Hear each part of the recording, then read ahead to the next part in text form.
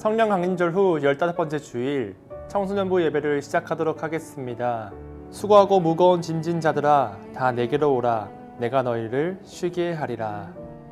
사랑과 인자하심이 풍성하신 아버지 하나님, 오늘도 우리를 예배의 자리에 나오게 하심을 감사드립니다.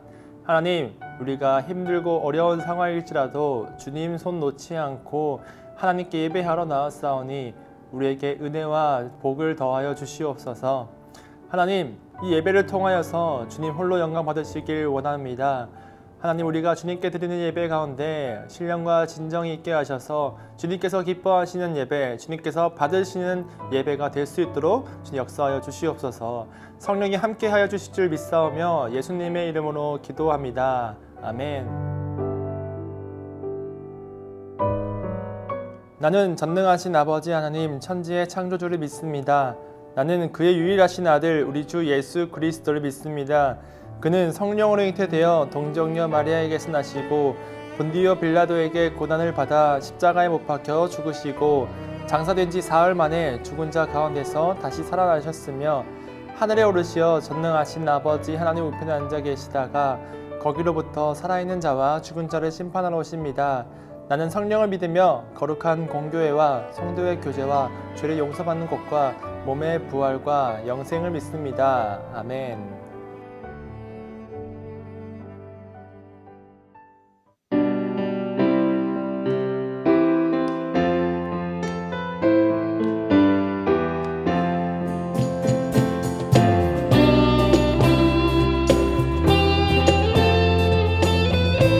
우리 주님께 기쁨으로 찬양합시다. 작은 나의 맘에 크신 주의 나라 영광을 보이시니 내 모든 힘 다해 나를 이끄시는 주님만 나르니 나의 소망이 아닌 주의 선하신 뜻대로 나의 모든 걸음이 주의 말씀 따라가리. 우리 가운데 임하시는 주의 나라 거룩한 주의 백성으로 부르셨네. 신실한 계획 우리 통해 세워가시네. 기쁘게 가네. 부르시는 뜻을 따라 함께 하시네. 이끄시는 걸음마다 주께 드리니 주의 나라 이루시리라. 작은 나의 맘에 크신 주의 나라 영광을 보이시니 내 모든 힘 다해 나를 이끄시는 주님만을 나르리. 나의 소망이 아닌 주의 선하신 뜻대로 나의 모든 걸음이 주의 말씀 따라가리. 우리 가운데 임하시는 주의 나라 거룩한 주의 백성으로 부르셨네. 신실한 계획 우리를 통해 세워가시네. 기쁘게 가네. 부르시는 뜻을 따라 함께 하시네. 이끄시는 걸음마다 주께 드리니 주의 나라 이루시리라. 우리 가운데 임하시는 주의 나라 거룩한 주의 백성으로 부르셨네. 신실한 계획 우리 통해 세워가시네.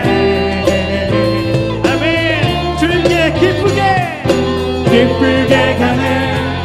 부르시는 뜻을 따라 함께 하시네. 이끄시는 걸음마다 주께 주의 나라 이루시리라. 우리 가운데 임하시는 주의 나라 거룩한 주의 백성으로 부르셨네. 신실한 계획 우리 통해 세워가시네. 기쁘게 가네. 부르시는 뜻을 따라 함께 하시네. 이끄시는 걸음마다 주께 드리니 주의 나라 이루시리라. 주의 나라 이루시리라. 주의 나라 이루시리라.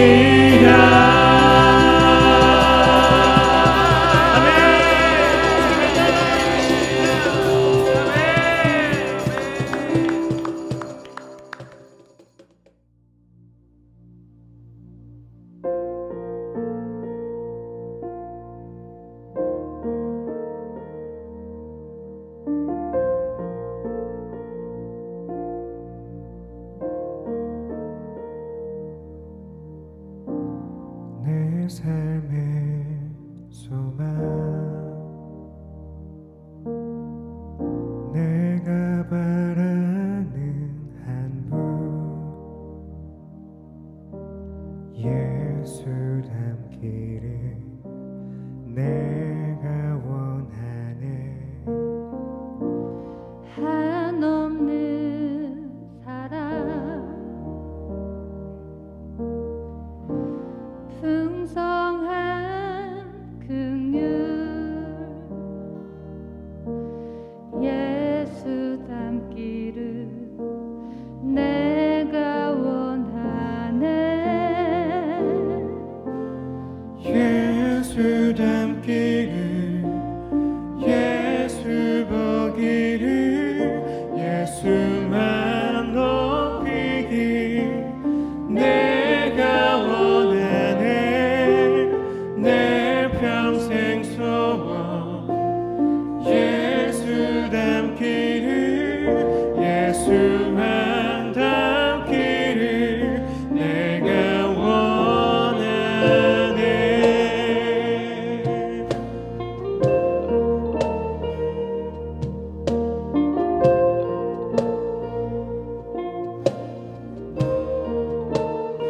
온유하시고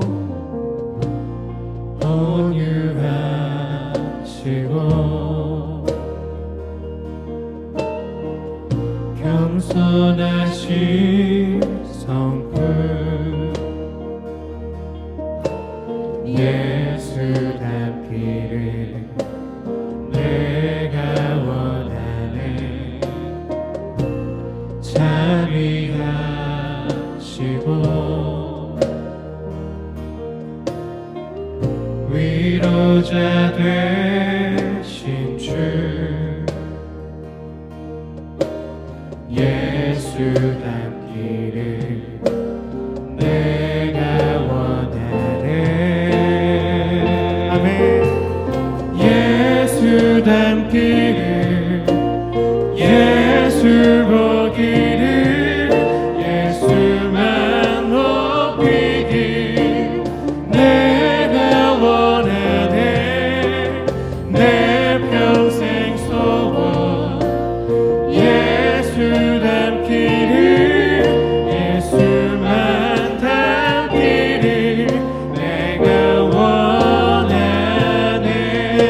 예수 닮기를 예수 닮기를 예수 보기를 예수만 높이기 내가 원하네. 내 평생 소원 예수 닮기를 예수만 닮기를 내가 원하네.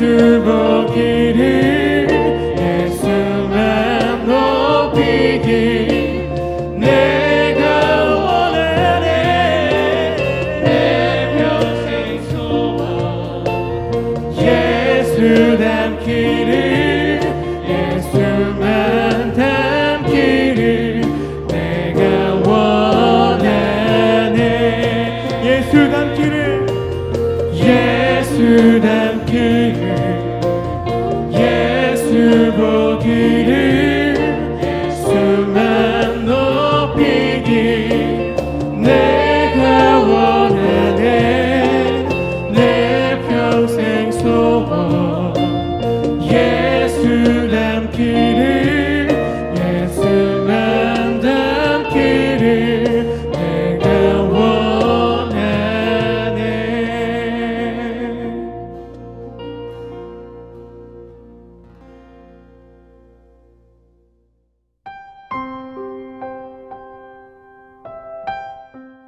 하나님 아버지 감사합니다. 우리가 비록 모여있지는 않지만 각자의 자리에서 이렇게 예배 드릴 수 있게 해주셔서 정말 감사드립니다. 하나님, 아직도 코로나19로 인해서 저희가 불안 가운데 놓여 있습니다. 코로나가 하루라도 빨리 사라질 수 있도록 도와주시고 저희의 불안한 마음도 함께 치유해주세요. 특히 이제 고등학교 3학년 친구들이 수능을 앞두고 있어 믿음을 멀리하는 친구들이 생길 수 있는데 끝까지 저희를 포기하지 않고 주님과 함께 동행하며 갈 수 있도록 도와주세요. 이후에 전도사님 설교 말씀이 있습니다. 주님의 믿음은 들음에서 나며 들음은 말씀에서 나듯이 저희가 말씀을 잘 새길 수 있도록 도와주시고 전도사님에게도 은혜 내려주세요. 또한 오늘 예배로 끝나는 것이 아니라 한 주간 이 말씀 붙들며 살아갈 수 있도록 도와주세요. 사랑이 많으신 주 예수 그리스도 이름으로 감사드리며 기도드립니다. 아멘.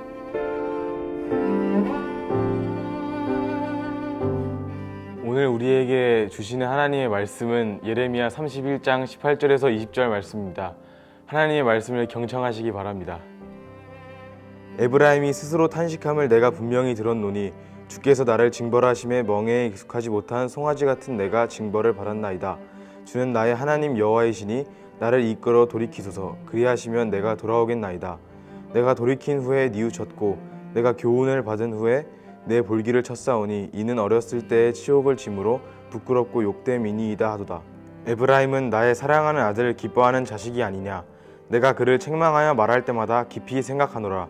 그러므로 그를 위하여 내 창자가 들끓으니 내가 반드시 그를 불쌍히 여기리라. 여호와의 말씀이니라. 이것은 하나님의 말씀입니다. 아멘.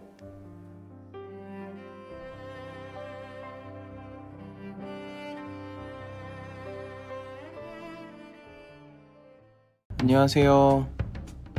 전 동학교의 이종찬 전도사입니다. 오늘은 예레미야에 대해서 같이 나누어 보도록 하겠습니다. 예레미야에 대해서 여러 가지 있네요. 눈물의 선지자라는 얘기도 있고, 한번 이미지를 볼까요? 막 사람들이 말리고 있고 사람들이 손가락질도 하고 화를 내고 있네요. 되게 걱정이 많은 사람인 것 같기도 하고, 영광권세우고로 바벨론 예언자 하나냐가 있네요. 하나냐? 오, 딱 보이는 사진이 되게 무섭게 생겼어요. 뭘 메고 있기도 하고 막 거짓말을 했다는 거냐? 뭐 이렇게 소리질로 지르기도 하고 여러 가지도 있는데, 여기서 막 사람들을 선동하기도 하고 막 사람들이 엄청 좋아하네요. 근데 거짓 선지자라는 얘기도 있네요. 오늘 이 예레미야와 하나냐, 이 둘의 관계를 같이 보면서 말씀 들어가도록 하겠습니다. 아프리카에는 예멘이라는 작은 국가가 있습니다. 이 나라는 지금 6년째 내전을 벌이고 있고요. 그리고 가뭄에 흉년에 얼마 전 홍수까지 있었다고 합니다. 그런데 더 안타까운 일은 이 나라의 코로나 확진자가 1,300명 정도 나왔는데 적은 수처럼 보이지만 치사율이 문제입니다. 약 300명의 사망자가 나온 지구상에서 코로나 사망률이 가장 높은, 치사율이 가장 높은 국가가 바로 예멘입니다. 6년째 내전과 가뭄과 흉년, 그리고 얼마 전 홍수까지 계속된 내전들과 계속된 자연재해로 10만여 명의 사상자가 발생하였고 그리고 약 300여 명이 집을 잃었습니다. 국민의 60%가 외부에 있는 음식으로 생활을 연명하고 있는 나라 바로 예멘입니다. 이런 암담한 상황이 오늘 예레미야가 나오는 이 예레미야 31장에 등장하는데요. 바벨론의 강세로 이스라엘과 주위에 있는 수많은 강대국들은 바벨론에 맞서기 위해 동맹하게 됩니다. 그러면서 약 10여 년의 전쟁이 일어나는데요. 그 전쟁을 시작하며 예레미야는 항복해라, 하나님의 바벨론을 들어 너희들을 징계하는 것이다 라고 이야기하지만 사람들은 듣지 않습니다. 그리고 하나냐라는 거짓 선지자가 등장하는데요. 이 하나냐는 사람들에게 이렇게 얘기합니다. 앞으로 2년 안에 모든 것이 회복되고 승리하게 될 것이라고요. 그러니 사람들은 어떤 이야기를 들을까요? 항복해라, 승리할 거다. 아마 저라도 승리할 거라라는 이야기를 듣겠지요. 그러나 실제로는 예레미야의 예언대로 하나님이 하셨던 그 말씀대로 예루살렘은 멸망하게 되며 수많은 사람들은 포로로 끌려가게 됩니다. 이런 암담한 상황 가운데 오늘 예레미야를 통해 하나님은 이스라엘 백성들에게 이야기하게 됩니다. 어떤 이야기가 나오는지 18절 같이 보도록 하겠습니다. 에브라임이 스스로 탄식함을 내가 분명히 들어노니 주께서 나를 징벌하심에 멍에에 익숙하지 못한 송아지 같은 내가 징벌을 받았나이다. 주는 나의 하나님 여호와시니 나를 이끌어 돌이키소서. 그리하시면 내가 돌아오겠나이다. 에브라임은 이스라엘을 상징하는 단어입니다. 요셉의 둘째 아들로서 요셉 대신에 12지파 안으로 들어간 아들인데요. 에브라임은 스스로 탄식하다라고 얘기합니다. 즉 이스라엘 전체가 탄식했다라는 의미인데요. 여기서 스스로 탄식했다라는 이 원어를 보면 고개를 앞뒤로 흔들다입니다. 고개를 앞뒤로 흔드는 경우가 무엇일까요? 여러분 다 아시는 것처럼 애곡과 애통의 현장입니다. 어찌할꼬, 어떻게 해야 할까? 나는 망했소. 어찌할꼬, 왜할꼬? 이렇게 하면서 고개를 앞뒤로 흔들게 되지요. 이것은 바로 탄식을 아주 잘 표현한 단어인데요. 오늘 이 이스라엘 백성들이 망해가는 이스라엘, 망해가는 예루살렘, 불타고 있는 예루살렘을 뒤로하고 손에는 수갑과 밧줄이 묶인 채 그 먼 길을 끌려가고 있는 이 상황에 예레미야는 그들 옆에서 이렇게 얘기하는 것입니다. 드디어 니들이 깨달았구나. 그러면서 에브라임은 스스로 자신을 어떤 상태로 깨닫게 되냐면 멍에를 익숙하지 않은 송아지다. 멍에에 익숙하지 않은 송아지로 표현하게 되는데요. 이것은 어떤 깨달음이냐면 자신은 멍에를 지어야 되는 자, 자기는 하나님의 말씀을 멍에로 지어야 되는 자임을 깨닫게 되는 것이죠. 자기가 하나님의 멍에를, 하나님의 말씀을 등에 지어야 됨에도 불구하고 그 하나님의 말씀을, 하나님의 멍에를 지지 않았었던 사람이구나, 그랬었던 시절이었구나, 그런 죄를 저질렀구나 를 깨닫게 되고 있죠. 우리는 똑같이 탄식하는 현장에 나와 있습니다. 지금 수많은 자영업자들이나 수많은 사람들은 수해와 코로나로 인해서 여러 가지 우울증과 여러 가지 어려움들을 겪고 있는데요. 우리는 똑같이 탄식하고 있습니다. 그러면 우리는 똑같이 깨닫게 되겠죠. 우리가 멍에를 지지 않은, 멍에를 익숙하게 하지 않은 송아지구나. 우리는 무엇을 져야 할까요? 고민에 빠졌습니다. 그때 깨달은 것이 바로 십자가입니다. 말씀 제가 읽겠습니다. 누구든지 나를 따라오려거든 자기 십자가를 지고 나를 따르라 라고 예수님은 말씀하십니다. 세상적 가치나 경제적 가치로 예수님을 따르는 것은 매우 어리석은 일입니다. 예수님을 따르는 것에는 손해가 있고 힘듦이 있습니다. 그것들을 각오해내야 합니다. 멍에를 지는 것은 누구나 익숙하지 않죠. 그리고 우리는 몸부림치게 될 것입니다. 그러면 송아지가 멍에를 맸을 때 몸부림치면 어떻게 되나요? 그 멍에가 송아지의 다리, 송아지의 목, 심지어 송아지가 가장 치명적인 그런 곳에 멍에가 감기게 되어서 주인이 풀어주지 않으면 그 멍에로 인해서 송아지는 목숨을 잃을 수도 있습니다. 십자가를 지는 것도 익숙하지 않아 우리는 몸부림치게 됩니다. 그런데 왜 우리는 그 멍에를, 그 십자가를 지어야 할까요? 십자가를 진다는 의미는 무엇이고 멍에를 진다는 의미는 무엇일까요? 십자가를 지는 것은, 여러분 십자가를 지고 걸어가 보십시오. 수많은 사람들이 돌을 던지고 손가락질합니다. 왜? 예수가 누군지는 모르지만 십자가를 졌다는 이유로 죄인이라고 판명되는 것입니다. 죄인이라고 낙인 찍히는 거예요. 날 모르는 사람이 봐도 내가 십자가를 졌다는 것은 죄인이라는 것을 드러내는 거라고요. 요즘 사회에서 교회 다닌다고 하면 이상하게 쳐다보고 멀리합니다. 지하철에서 서로 권사님이라고 부르면 사람들이 쳐다봐요. 이게 바로 십자가 지는 삶 아닐까요? 두 번째, 바로 십자가는 억울한 거예요. 내 잘못이 아닌데도, 예수님의 죄가 아닌데도 우리의 죄를 대신해서 십자가에 돌아가시잖아요. 십자가는 억울한 것입니다. 내 잘못이 아님에도 다른 이의 잘못으로 피해를 보는 것이 바로 십자가를 지는 거예요. 예수님이 죄 때문에, 그 자신의 잘못 때문에 그러는 것이 아니라 다른 이의 죄 때문에, 우리의 죄 때문에 아픔을 겪으시잖아요. 세 번째, 부끄러운 게 바로 십자가입니다. 예수님이 십자가 질 때 맨몸에 옷 하나, 속옷 하나 걸치지 않았습니다. 자신의 음부와 수치가 수많은 백성들, 자신이 오병이어로 베풀었었던 백성들, 자신의 말씀을 들었었던 백성들, 정말 형제 자매처럼 같이 했었던 그 백성들 앞에 자신의 음부가, 자신의 치부가 드러나야 된다고요. 사랑하는 제자들 앞에, 어머니 앞에, 형제들 앞에 낱낱이 부끄러움을 드러나는 것, 바로 십자가는 부끄러운 것입니다. 그런데 이 멍에를 거부한 이스라엘, 어떤 것을 거부했나요? 죄인이란 낙인을 거부했습니다. 내가 무엇을 잘못했는데? 난 아무 잘못이 없어. 난 종교적인 의무를 다했다고. 내가 왜 죄인이냐고 따졌습니다. 헌금을 하고 예배도 드리는데 왜 내가 죄인이냐? 라고 반문했습니다. 요즘 우리 시대도 그렇지 않나요? 책임지려고 하지 않아요. 내 잘못을 인정하는 것이 어렵습니다. 그리고 잘못을 인정한 사람을 가차없이 쳐버려요. 한 번의 실패도 그 사람을 낙인 찍어 버립니다. 그것이 세상의 원리인데 이제는 교회 안으로 들어오고 있습니다. 이스라엘 백성들의 가장 큰 죄는 무엇이에요? 우상을 성전 안에 드렸던 거예요. 지금 이 시대의 세상의 가치들을 왜 교회에 들여놓고 있나요? 왜 여러분의 마음의 성전에 세상적 가치를 드리고 있나요? 두 번째, 정의와 공의를 얘기하지만 자기 자신한테는 관대했습니다. 억울하려 하지 않았습니다. 정의와 공의를 원한다고 얘기했지만 결국 자기가 불리할 땐 나 몰라라 합니다. 자기가 어려울 땐 다른 기준을 내밉니다. 고아와 과부들을 압제하고 돈을 빌려주고 돈놀이를 합니다. 힘이 있는 자가 힘 없는 자를 지배하는 것을 당연히 여겼고 돈으로 판결을 굽게 만들어버립니다. 그리고 하나님의 성전을 돌보지 않았습니다. 세 번째, 의시되고 자랑하기를 좋아했습니다. 교만했습니다.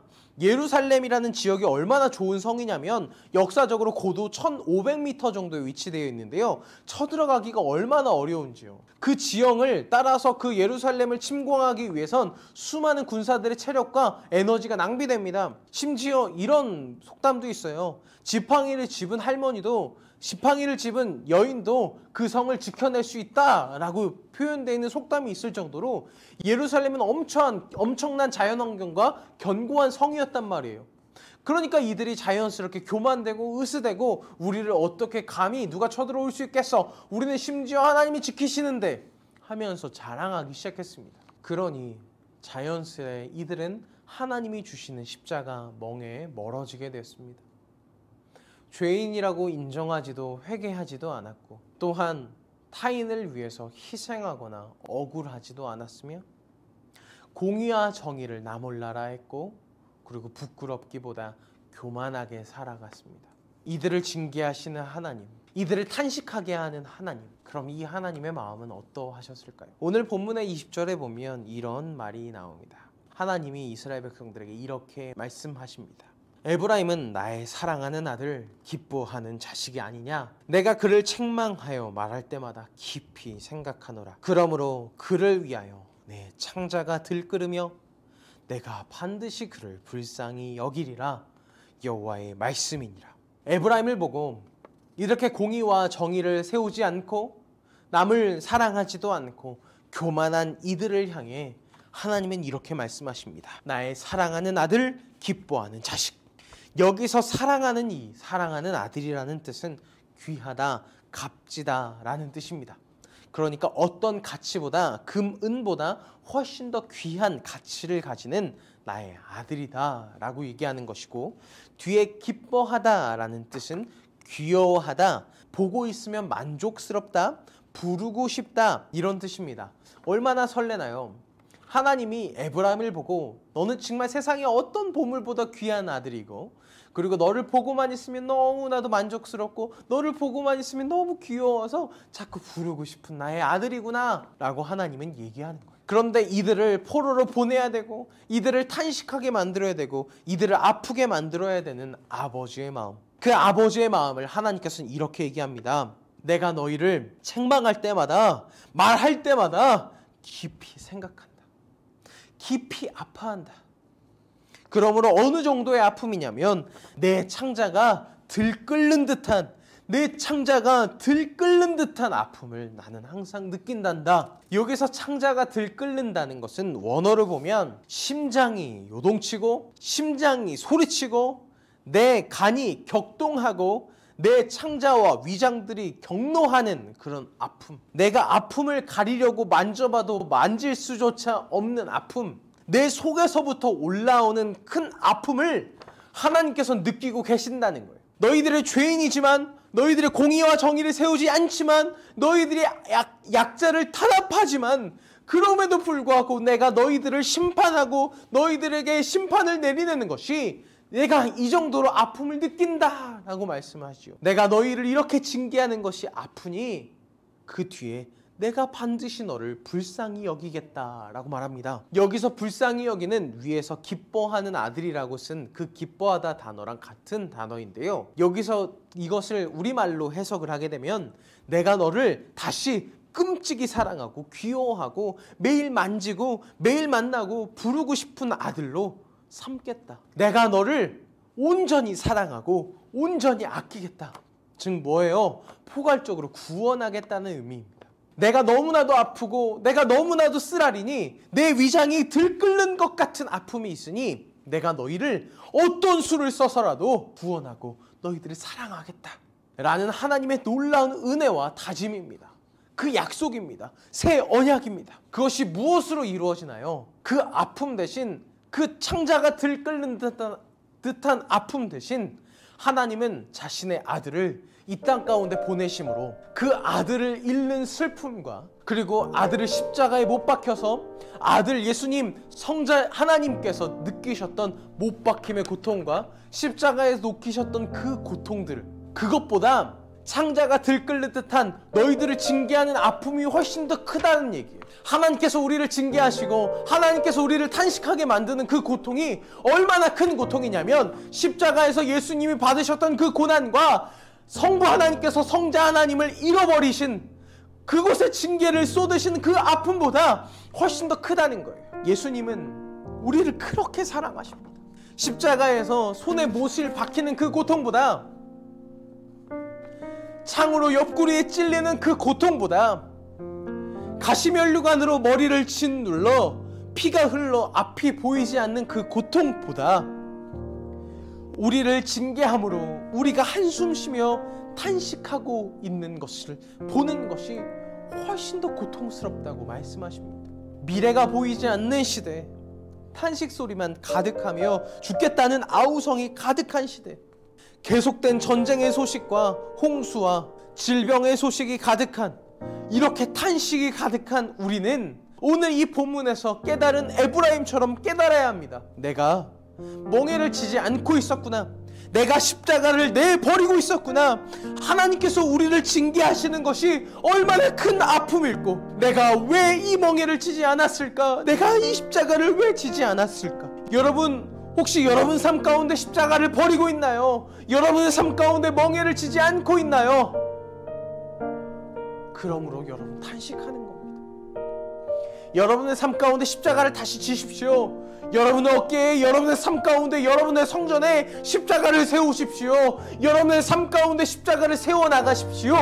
십자가를 질 때 십자가에서 지셨던 그 예수 그리스도의 아픔이 얼마나 큰 아픔이신지 깨닫게 될 것이며, 하나님께서 우리를 탄식하게 만들 때 창자가 들끓는 고통이 어떤 고통인지 깨닫게 될 것입니다. 십자가를 지십시오. 탄식하십시오. 애통하십시오. 어려우십니까? 그 탄식을 통해 하나님의 아픔을 조금이라도 묵상할 수 있게 될 것입니다. 내가 버린 십자가를 다시 지십시오. 주님 앞에 나아가십시오. 지금 우리에게 탄식을 주시며, 지금 우리에게 도움을 주시며, 염려를 주시고 우리에게 어려움을 주신 이유가 무엇일까요? 바로 내가 멍에를 매야 함에도, 멍에를 들쳐매야 함에도 멍에를 저 멀리 버리고 멍에를 치기 싫어 몸부림치는 그런 송아지라는 것입니다. 예수님은 오늘 이 본문을 통해 저와 여러분에게 이렇게 깨닫게 하시는 것 같습니다. 우리는 십자가를 져야 하는 사람입니다. 우리는 승리와 성공과 쾌락이 있는 그런 삶이 아니라 어려움과 억울함과 힘듦이 가득한 십자가 지는 삶을 살아야 하는 성도임을 오늘 다시 저와 여러분을 깨닫게 만들어 주십니다. 여러분, 우리는 성공을 위해 존재하는 사람이 아닙니다. 우리는 십자가를 통해 누군가를 살리고 십자가를 통해 누군가에게 복음을 전해야 되는 바로 성도입니다.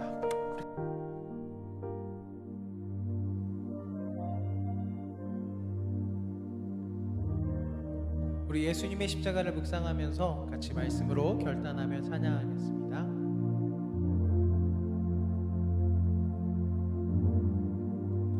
걷고 있네 높은 언덕 아무 말 없이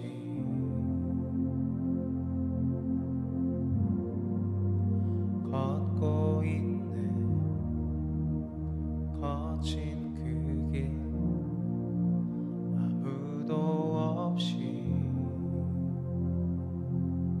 지친 발걸음 흐르는 눈물 온 땅을 적시네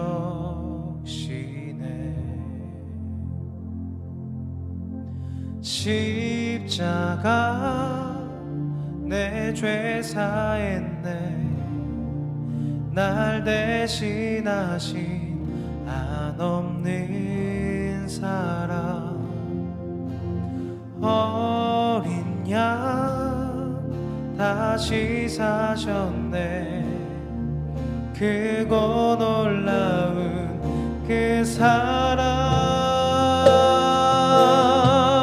고통당했네 피 흘리신 주 헤아릴 수 없는 그 사랑 고통당했네 고통당했네 피 흘리신 주 헤아릴 수 없는 그 사랑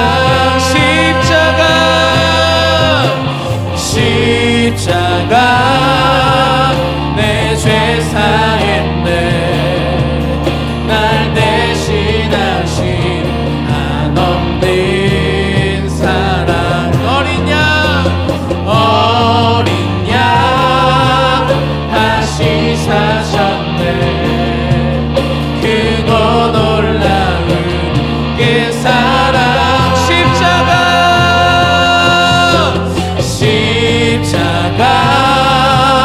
내 죄 사했네 날 대신하신 한없는 사랑 어린 양 다시 사셨네 크고 놀라운 그 사랑 우리 시간같이 통성으로 같이 기도하겠습니다. 하나님 이 시간 우리 아이들의 삶 가운데 십자가로 살아갈 수 있게 하시옵소서. 정말 세상을 등지고 십자가를 바라보는 삶을 살게 하여 주시옵소서. 말뿐인 십자가가 아니라 아이들이 직접 지어가고 있는 그 삶 가운데 십자가를 지고 예수 따라가는 우리 아이들 되게 하여 주시옵소서. 누구든지 나 자신을 부인하고 십자가를 지고 따라오라 하셨던 그 예수님의 말씀을 우리 아이들이 한 사람 한 사람 붙잡고 살아갈 수 있는 아이들 되게 하여 주시고 이 아이들의 삶 가운데 오직 십자가의 보혈과 그 놀라운 은혜와 사랑이 정말 그 복음의 능력 가운데 살아갈 수 있는 우리 아이들 되게 하여 주시옵소서. 주여 이 시간 우리 아이들의 기도를 함께하여 주시옵소서. 하나님 기도하는 모든 아이들과 아버지 그 삶 가운데 놀라운 은혜와 놀라운 집중과 놀라운 보혈의 능력이 그 가운데 함께하기를 간절히 원합니다. 주여 함께하여 주시옵소서. 같이 고백합니다. 십자가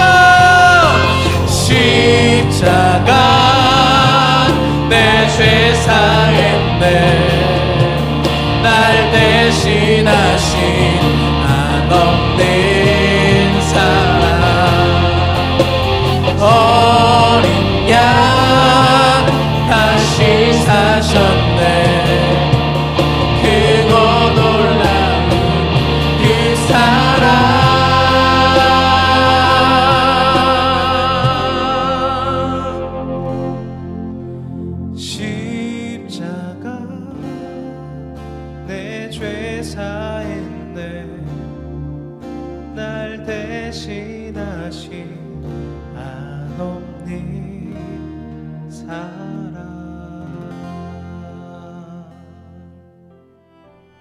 하나님 이 시간 우리와 함께하여 주시고 우리 아이들의 말뿐인 십자가 지고 사는 삶이 아니라 정말 그 십자가 나 자신을 부인하고 오직 보혈의 능력과 예수 그리스도의 그 고통과 예수 그리스도가 날 대신하여 죽으신 그 놀라운 사랑을 체험하는 삶으로 살아가게 하여 주시옵소서. 어려운 시기입니다.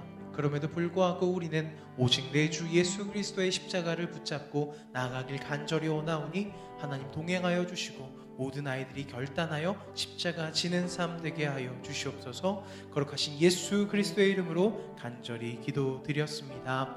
아멘. 봄이 오면 여름이 오고 그리고 가을이 오고 겨울이 옵니다. 사계절은 우리에게 주어진 하나님의 선물입니다. 힘든 시기를 보내고 있지만 가을엔 하나님의 은혜가 우리의 삶의 자리마다 풍성하기를 소망해 봅니다.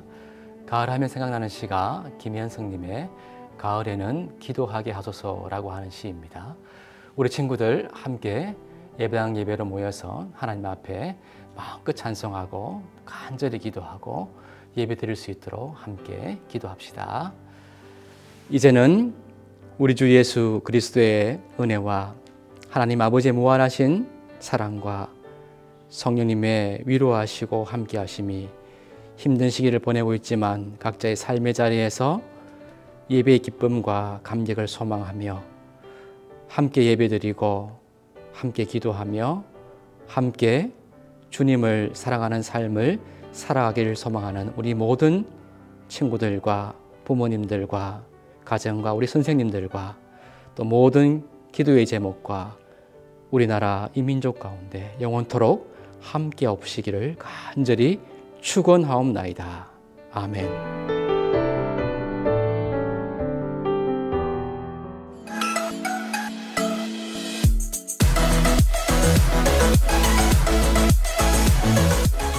여러분 안녕하세요. 저는 정도입니다. 자, 오늘 예배 잘 들으셨죠? 오늘도 이렇게 함께 광고함으로 교회 소식을 전해주도록 하겠습니다.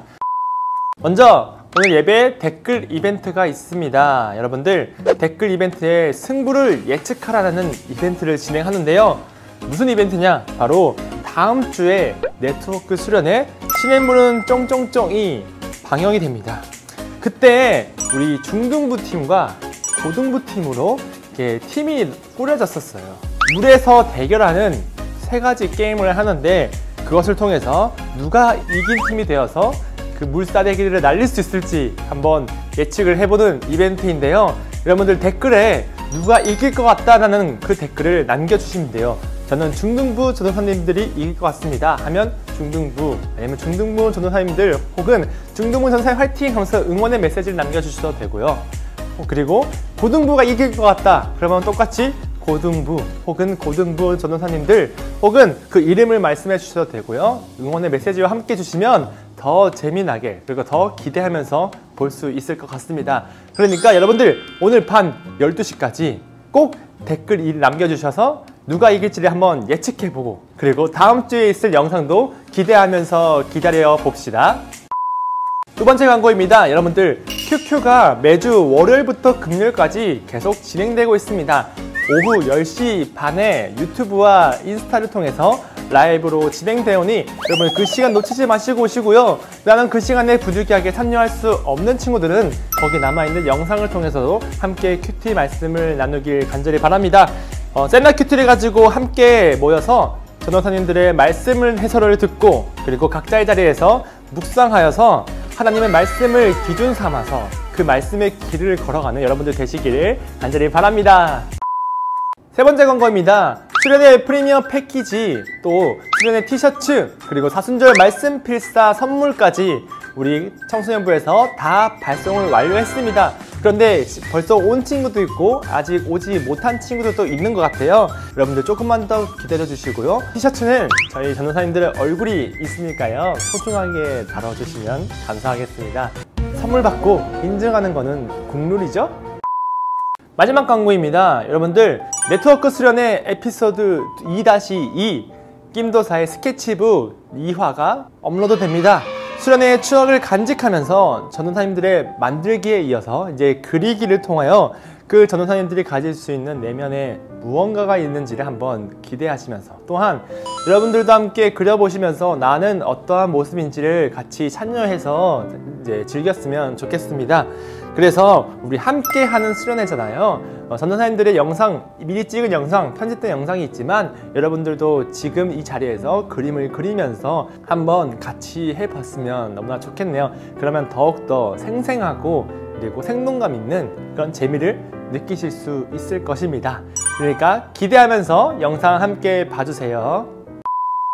자, 그래서 모든 광고도 마쳤고요. 네트워크 수련회 영상까지도 여러분들 함께 하여 주셔서 오늘 하루도 주님 안에서 풍성하게 살아가는 여러분들 되시길 바랍니다. 그러면 안녕.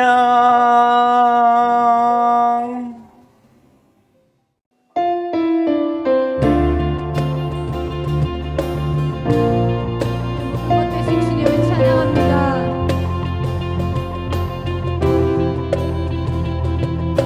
주는 내 상급, 내 모든 헌신 드려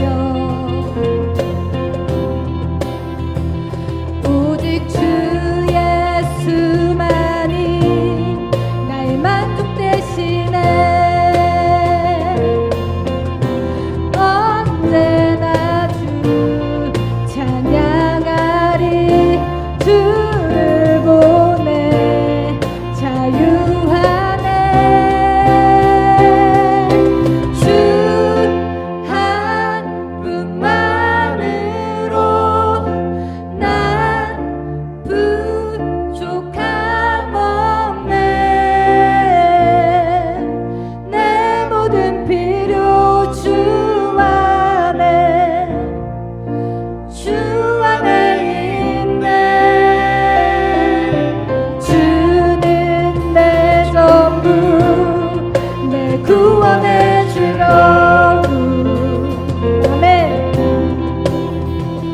언제나 변치 않는 저 천국의 소망